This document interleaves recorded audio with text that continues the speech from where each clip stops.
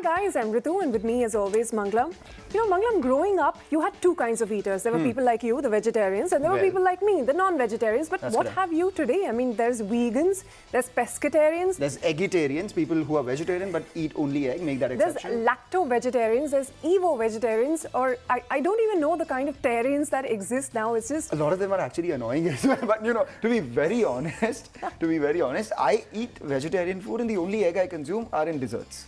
Well, I don't know what category that you fall into. Desertarian. But you know what? The fact of the matter is these evolving diet preferences, the health consciousness and rising awareness for climate change, all of this has given rise to a food revolution of sorts, and that is what we're going to discuss today on Mad About Markets. And you know what? These ingredients for success of this food revolution, you have the new protein options which are based on plants, which are microorganisms, fermentation and cultivated through animal cells. So these are the kinds of alternative protein products which aim to, one, mimic the look, the feel, and the nutritional profile of your regular animal-based meats and products. And that is what we're going to discuss today. The big question, how big is the market? How large is this alternate protein market? What pace is it growing at and how quickly will it get to the critical mass that we're talking about? Well, the world's consumers love animal-based proteins, so much so that in 2020, we ate nearly 574 million metric tons worth of meat, seafood, dairy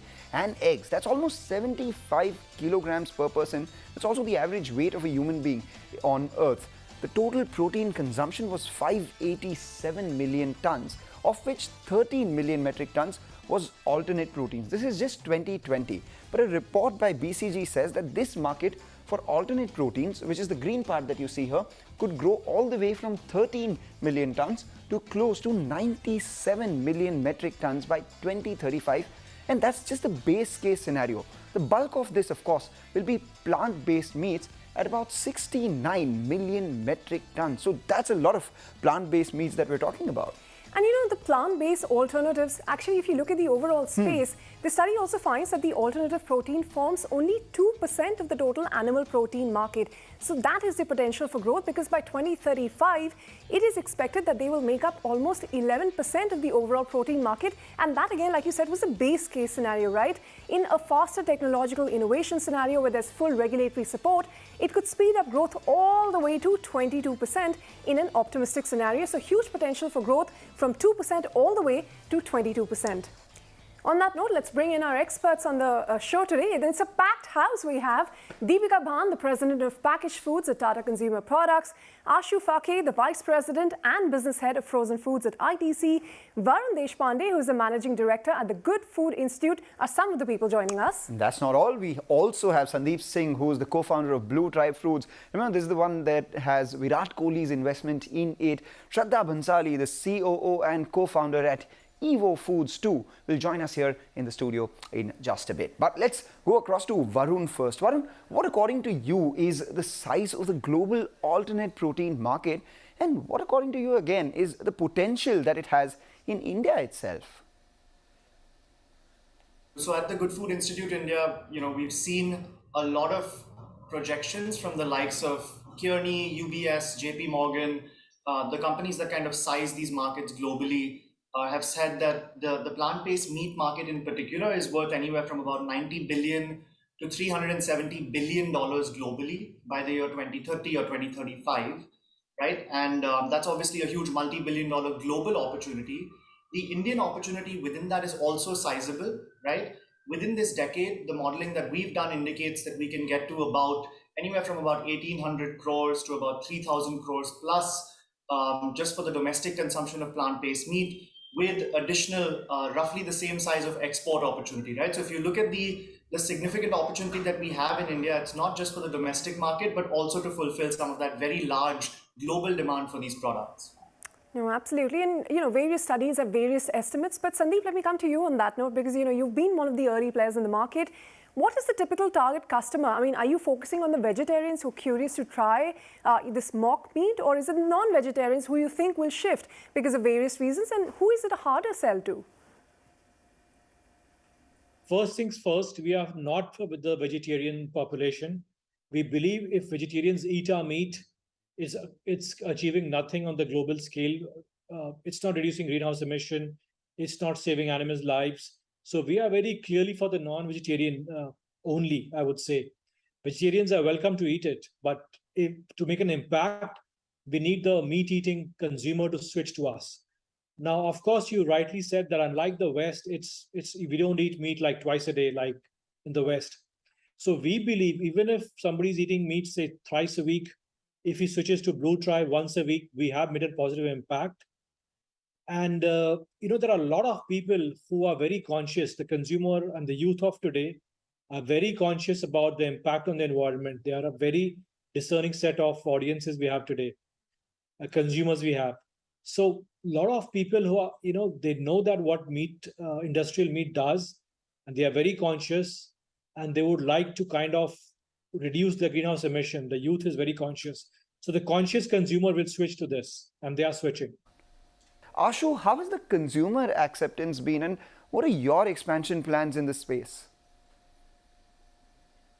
Plant-based diets, if you look at the portfolio that ITC MasterChef has today, in my plant-based diets portion, there is enough and more for consumers seeking alternates in plant, because the idea is, are we giving consumers enough beyond just paneer as an alternate in the veg space? So in my portfolio, I have products as beetroot kebab. If you look at my kebab range, I have beetroot kebabs, I have a dahi kebab, I have a falafel kebab, which is plant-based in a way, right? So that's the space we operate. And now I've introduced the incredible nuggets and incredible burger patties, which is in the plant-based space as we say. And if you're a non-vegetarian, you have an option to try out the plant-based, or you can also try out the alternate protein in the incredible burger patties and nuggets that we have. Because it gives you a texture and a feel which is similar to to a non-veg bite, but it is obviously in the vegetarian space. All right, gentlemen, hold your thoughts. As we said earlier, Shraddha Bhansali, the co-founder at Evo Foods, is also going to be joining us. Shraddha, welcome to the studio here, and thank you for joining us. The hot new entrant in the plant-based meat or egg category, rather. So I actually wanted to start by asking you, what is the opportunity you saw? Because, I, for one, I am a meat eater. I consume eggs. Why would I go buy a plant-based egg, and how would you convert me with your pricing, for instance? Okay, so the opportunity over here, the one thing we need to understand, right, is when you look at the plant-based market right now, on the innovation bell curve, where, we're at the beginning, we're at the innovator, early adopter phase, right? Yeah. So currently, with the kind of education and the price points which are available on the market, the opportunity is not per se to, convert someone like you who's having it. Currently, it's more for your vegans and vegetarians. But I will tell you, when it gets better. That is the exact opposite of what Blue Tribe told us. For instance, they were saying that target audience is very much And I'm a vegetarian. Yeah. I don't know whether I'll be able to consume an Evo product. How do you convince me to consume a product that tastes like egg? Because I don't like the taste of egg.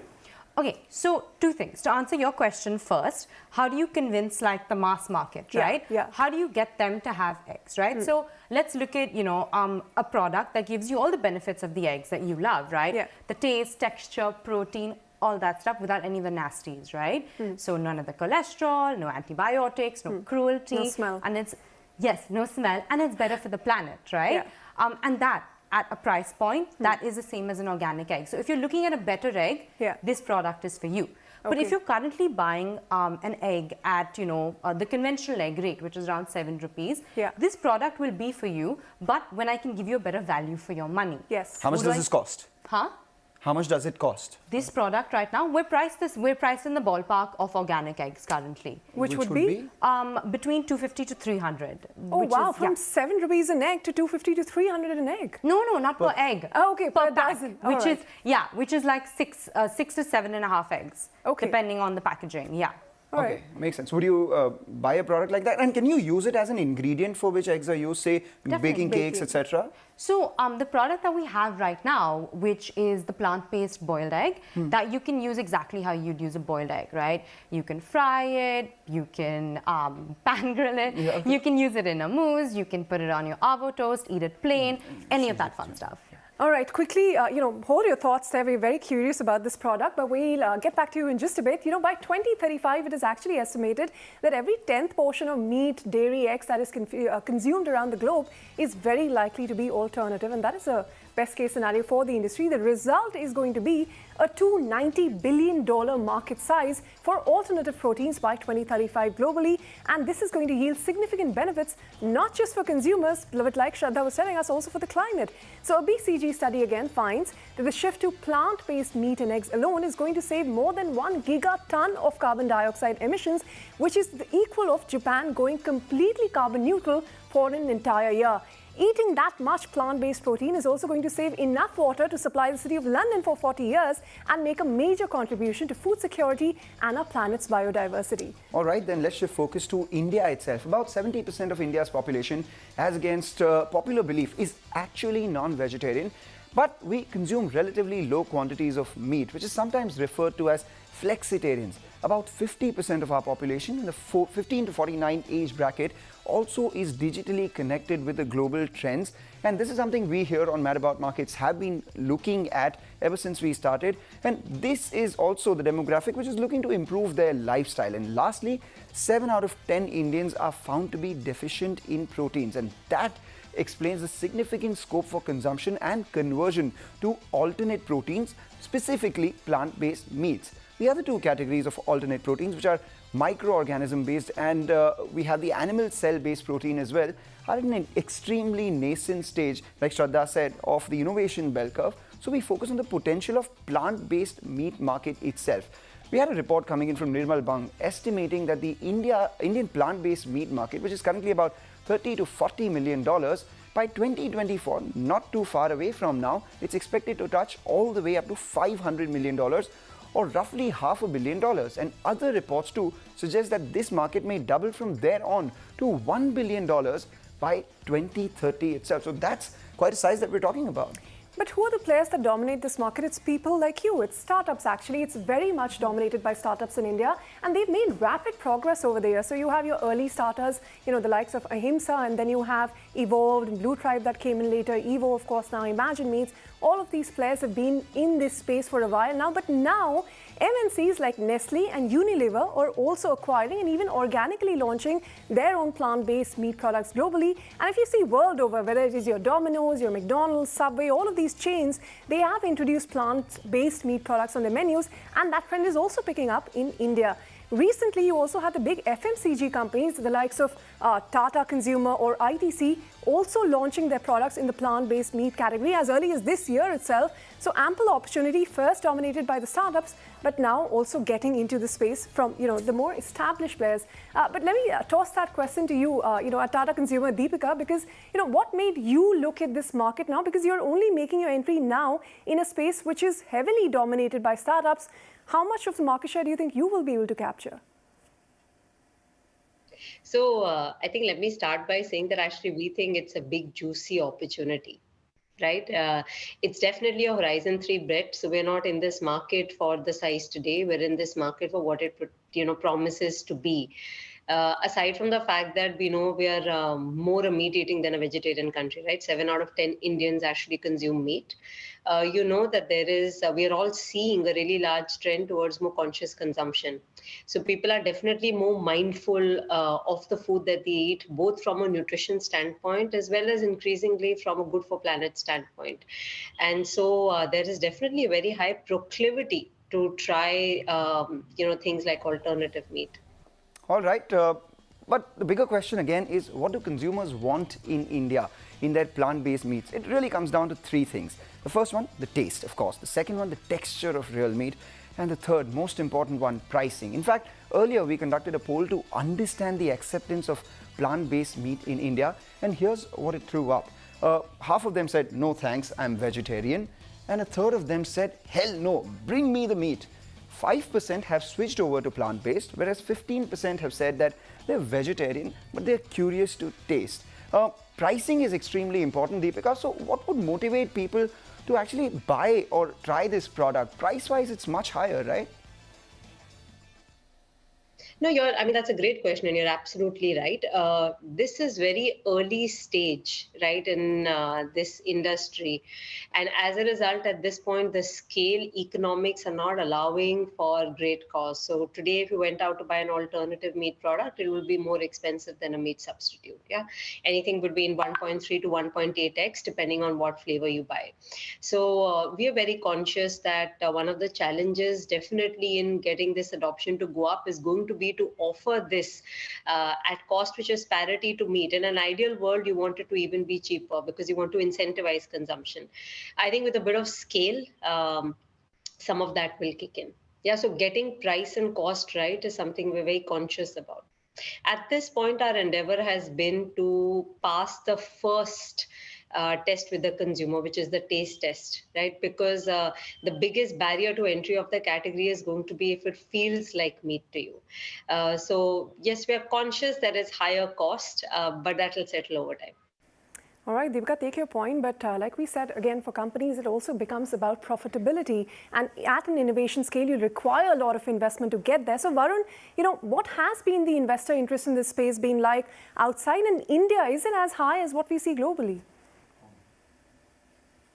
Yeah, globally, investors have poured in about 11 billion with a B US dollars into this overall smart protein landscape. That includes plant-based foods, but also the other categories like products produced from animal cells or from fungi, etc. In India, there's only been a very minuscule amount that's gone into investment here, right? So we think India can actually be a huge growth market for this. Out of that 11 billion, less than 15 million with an M US dollars have gone into India over the last decade or so. And a lot of that has come within the last couple of years. In fact, we're seeing a lot of market momentum in India. We're seeing something like 40 plus companies across all plant-based industries, that's meat, egg and dairy, plant-based foods, that are being formed, and many of them were formed within the last 18 months and coming to market as we speak. So there is this huge opportunity now, and investors are seeing it positively, especially when they look at, for example, consumers saying, 63% of consumers saying, as I was mentioning, that they would be willing to or extremely willing to replace their meat consumption with a plant-based meat product. That does present an opportunity for a very interesting market for them to invest in. All right, and that brings us to the question to Shraddha. Shraddha, how much money have you raised so far, and do you make any revenue? So we just actually launched. We've raised just under 1 million in our pre-seed round, and we're raising more currently. Like you said, yes, it is pretty capital intensive because we have put in a lot of money into the R&D portion of creating Evo. But yeah, we just launched actually 20 days ago, and the response has been fantastic. Actually, the first day for pre-sales without any ad revenue, we sold 1,000 eggs on the first day, pre-sales. So it's been pretty exciting. It is pretty early to give more concrete numbers, but there's a definite excitement in the market for the product. There is an excitement in the market, but do you think it's going to remain more of a metro phenomenon? Is it really going to be able to become a mass product, especially something as niche as, vegetarian eggs? Okay. So, like I've said before, right, the Indian mentality is a value for money mentality. Yeah, absolutely. Taste is amazing, texture is amazing, but when it comes to tier 2, tier 3 cities, if we cannot compete on price, then we can't really capture mass market, right? Like I said, when it comes to value for money, we need to give the customer a bang for the buck. What does that mean, right? Better nutrition capabilities, better functionality, at the same price point. We need to give them everything and more that their animal product can give them. And how close are you to getting there? So we actually just entered an amazing partnership with Ginkgo Bioworks to also, use precision fermentation to produce actual egg cells, through fermentation. So while we talk about, it's nascent, the technology is not that far away. I do believe that within the next 5 years, we can make a genuinely better egg that's not similar to an egg, but that is an egg and at a better price point. It's a process, and we're getting there. Yes. All right. So that brings us to the time where we take a short break. And on the other side, actually, we also look at key growth drivers, the speed bump in the alternative protein space, and discuss the bigger question. As always, we will ask the bigger question, and that is, can alternate proteins be true mass market products of the future? That and more when we return. And Shraddha, thank you very much for your time here. Thank you so much.